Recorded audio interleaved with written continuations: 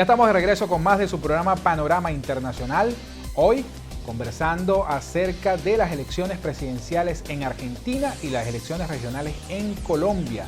Pero antes de seguir con nuestro programa, quiero invitarlos a que nos sintonicen a través de las pantallas de Boreal Televisión Voz Dominicana y a través de nuestra página web www.borealtelevisión.com. Usted se va a ir a transmisión en vivo y va a poder disfrutar de este programa y de toda la programación que tiene Boreal Televisión para todos ustedes. También a que nos sigan a través de las redes sociales, la de nuestra casa, @BorealTeleHD, la de nuestro programa, @Panorama Internacional RD, y la de mis cuentas personales, @DaniloGmedios. Vamos a conocer las noticias más importantes que ocurrieron esta última semana en el mundo. Alberto Fernández gana las elecciones en Argentina y Mauricio Macri pierde la reelección. Protestas y represión en Bolivia. La Cámara de Representantes de los Estados Unidos aprueba iniciar el juicio político a Donald Trump. Gobierno de México ha revelado este miércoles un video al momento de la captura fallida del hijo del Chapo Guzmán. Renuncia Saad Hariri, primer ministro del Líbano, tras 2 semanas de protestas. Alberto Fernández obtuvo más del 48% de los votos, mientras que Mauricio Macri sumó 40%. El reglamento electoral argentino establece que el candidato que obtenga más del 45% en primera vuelta gana los comicios. Macri, en fórmula con Miguel Ángel Pichetto, hizo una mejor elección que en las primarias de agosto, que dieron una diferencia de 17%. El gobierno volvió a manos de la gente, dijo Fernández en la noche del domingo, desde el búnker del Frente de Todos ante cientos de personas que celebraban la victoria. Unos minutos antes, Macri reconoció la derrota y afirmó que será una transición ordenada. El gobierno de Morales insistió que se compromete a aceptar lo que resuelva la OEA e incluso ir a una segunda vuelta con el opositor Carlos Mesa si se confirma alguna irregularidad. Pero Mesa expresó a los medios su rechazo a los términos de la auditoría por haber sido pactados unilateralmente y sin consultar cuáles eran sus condiciones, principalmente desconocer los resultados del cómputo realizado por el TCE y la necesaria participación de representantes de la sociedad civil, dijo Mesa. La Cámara de Representantes de Estados Unidos ha votado este jueves por primera vez en el proceso de destitución, el juicio político a Donald Trump. Si los votos se mantienen tal y como se han producido, este será recusado antes de las elecciones que se celebrarán dentro de un año. Los demócratas han votado todos menos 2 a favor de reprobar a Trump. El resultado de la primera resolución del juicio político votado este jueves en el Capitolio es de 232 a favor del sí y 196 a favor del no, con 4 diputados que no han votado. Los demócratas que se oponen a recusar a Trump son Colin Patterson de Minnesota y Jeff Drew de New Jersey. La mayor caza de brujas de la historia de América, ha dicho en la red social Twitter en el presidente Donald Trump, segundo después de que se conociera el voto final en el Capitolio. El gobierno de México ha revelado este miércoles los detalles del operativo fracasado que buscó la captura de Ovidio Guzmán López, uno de los líderes del cartel de Sinaloa e hijo de Joaquín El Chapo Guzmán. En un ejercicio de transparencia sin precedentes en los tiempos de la guerra contra el narcotráfico, el secretario de Defensa, el general Crescencio Sandoval, relató el minuto a minuto que llevó el Estado mexicano a encajar una dolorosa derrota propinada por una de las bandas criminales más poderosas del país. El operativo fue calificado como un tropiezo táctico y una acción precipitada por Alfonso Durazo, el secretario de Seguridad del presidente Andrés Manuel López Obrador.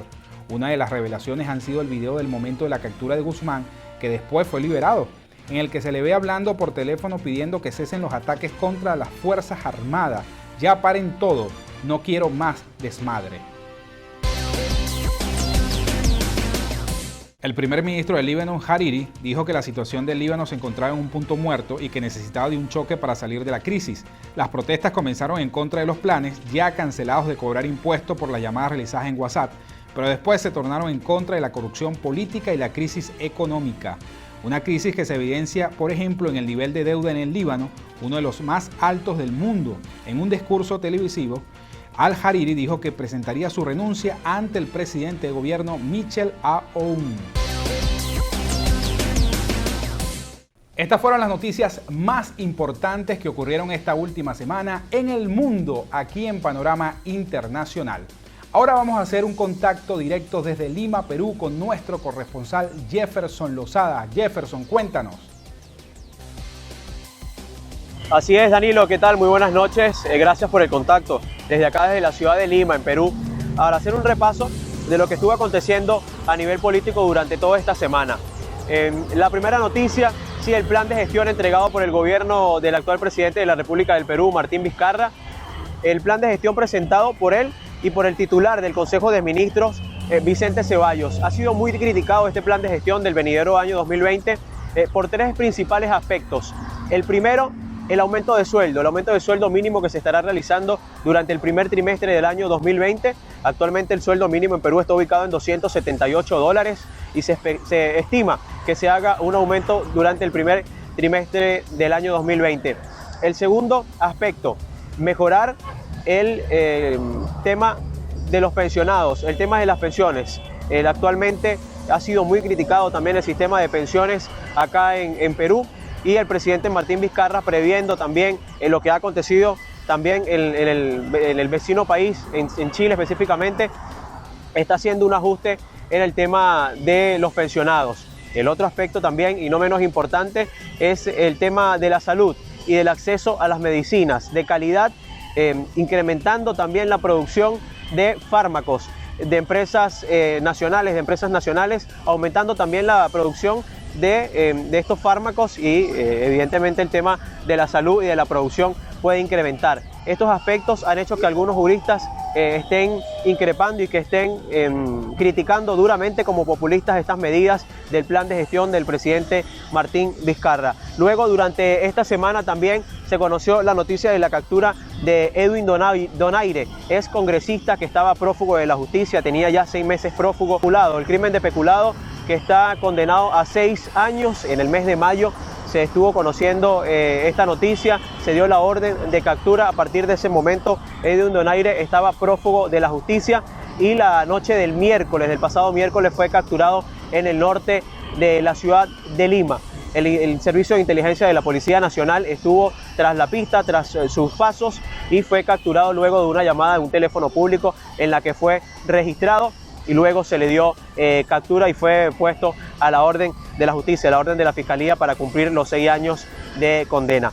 Y ya para finalizar este contacto, hablar de la inscripción de Antauro Humala para las venideras elecciones de enero 2020, con miras a las elecciones del nuevo Congreso. Recordemos que Antauro Humala, hermano del expresidente Ollanta Humala, cumple una condena de 19 años de prisión, y aún así estuvo inscrito o se inscribió para ser candidato a las venideras elecciones del Congreso. Esto estuvo escrito por el partido Unión por un Perú, o Unión por el Perú. Fue la inscripción de Ollanta Humala, que ha sido muy criticada también, y que algunos hablan de que es inviable por el Estado. En este momento cumple condena por 19 años de prisión, y la ley orgánica de elecciones, en su artículo 113, habla que no puede ser inscrito ningún personaje político o público que esté privado de libertad o que esté cumpliendo alguna pena en este momento, como lo es el hermano del expresidente Ollanta Humala, Antauro Humala. Y algunos hablan de que también es viable su elección, ya que no está inhabilitado políticamente, que es una figura política que está cumpliendo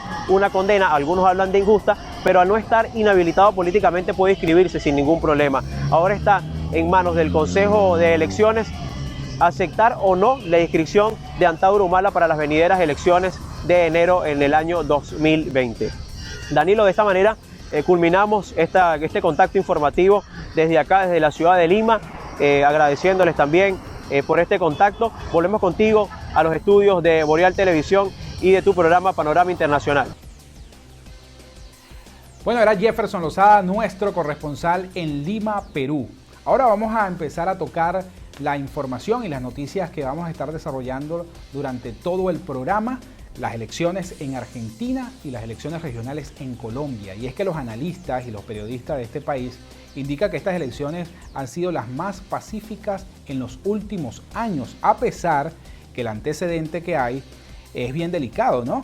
Fueron asesinados 24 candidatos en elecciones pasadas. Parece haber quedado atrás esa política tradicional partidista para dar paso a esa unión de partidos políticos en torno a algunos candidatos. Bueno, ¿por qué pasó esto? ¿Qué vamos a encontrar con estas elecciones regionales? ¿Cuáles fueron los grandes derrotados de estas elecciones regionales? Bueno, vamos a tener en nuestro próximo bloque a invitados especialistas en el tema. La Alianza Verde fue el partido, que ganó en Bogotá, Cali y en otras ciudades importantes, gracias a la coalición de otros partidos para poder llegar al poder. Se puede decir que la coalición en Colombia rompió con los partidos tradicionales y se espera de una nueva política en este país. Podemos también hablar de la sorpresa de Daniel Quintero en Medellín, un candidato independiente. No fue con coalición, tampoco en Cartagena, y Santa Marta ganó una mujer. Fueron 2 mujeres las que ganaron en las elecciones regionales en Colombia, en Bogotá y en Santa Marta. También tenemos que hablar de los partidos o los grandes derrotados de esta jornada. Tenemos la FARC, que le ha costado poder llegarle a la población. Quizás el único triunfo que se le puede atribuir es del exguerrillero Guillermo Enrique Torres, quien ganó con más de 21.000 votos en la alcaldía de Turbaco, en Bolívar. Pero esto obviamente lo ganó gracias al apoyo de los partidos Colombia Humana de Gustavo Petro y Visión Patriótica. Otro perdedor en estas elecciones fue el Partido Centro Democrático de Álvaro Uribe Vélez y del presidente Iván Duque. Se dieron en los municipios más pequeños, pero en las ciudades principales fueron derrotados. ¿Qué giro puede dar estas elecciones en Colombia? O sea, ¿cuál va a ser en los próximos meses, en los próximos años, el futuro de Colombia? Bueno, esto lo vamos a estar indagando, lo vamos a estar profundizando con nuestros invitados del día de hoy. Pero hay que pasar ahora con la noticia argentina para dar este abreboca, del día de hoy, de las informaciones más importantes que ocurrieron esta semana. Las elecciones presidenciales en Argentina. Vemos cómo Mauricio Macri tuvo un repunte de las primarias en agosto, el cual fue derrotado por 17% a las elecciones presidenciales en octubre. Si miramos los números de las primarias, Macri superó los 2,2 millones de votos más que aquella votación y Alberto Fernández solo tuvo 100.000 votos más.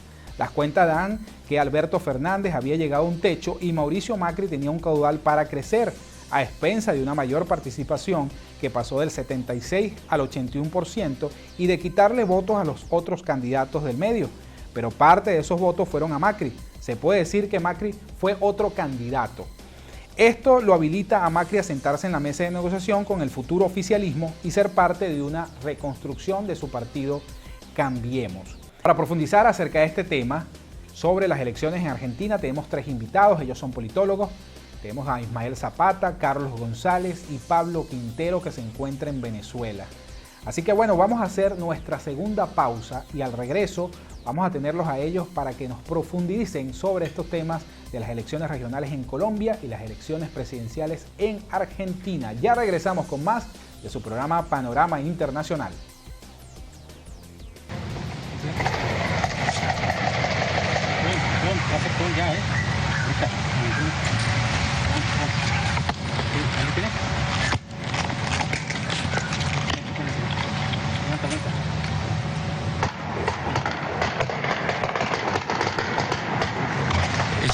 Las agresiones que estaban siendo sujeto el personal militar son lo que se escucha.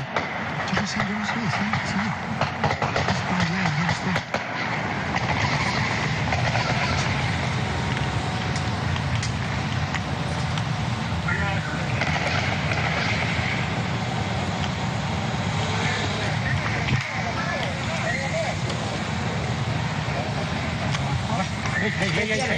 ¡Levanta los manos! ¡Sal, Ovidio! ¡Salga! Tranquilo, señora. Muéstrame las manos. Ven, hermano. Enseña tus manos, hermano. Tranquilo, señora. Venga, tranquilo, salga aquí, venga. Tranquilo. Pase, por favor. Salgan los 3. Tranquilo. Aquí, señor. Tranquilo. Listo. Ponme aquí tus manos. ¿Traes armas? No, ya. No, él no tiene nada que ver, oiga. Que pare todo. Espérame. Señora, tranquila. ¿Pero qué pasa? No, que no pasa nada. Pásale. Ya le estoy diciendo. Dile a tu gente que pare todo. Dile a tu gente que pare todo. Ovidio, háblale a tu gente que... ¿Listo ya? Sí, no va a pasar nada, tranquila. Tranquila, señora. Señora, no pasa nada. Pásale para acá, ayúdeme. Sí, no se preocupe, señora. Ayúdeme. No somos delincuentes, señora. Tranquilice, no se preocupe. Estamos bien. Tranquila. Manténla, güey. Mantén. Mantengan ahí. Señora. Este es hijo del jefe, güey. Tranquila, Ahí es donde está haciendo la llamada. ¿Cuánto tienes gente adentro? No tengo, son mis hijas, oiga. Paren. Diles que paren todo. Ya. Un poquito más de visibilidad. No veo más. Ya no alcanzo a ver más. No, así es. Pásame cinta, güey. No puedo, ya Ya paren todo, oiga, ya paren todo. Ya me entregué. Ya paren todo. Eso es lo que está estableciendo él en el teléfono. Avítele a la placa que me retire. Pero ya dígale, pues ya no quiero ya no quiero que haya desmadre. Ovidio, páralo. Ya no quiero que haya desmadre, por favor.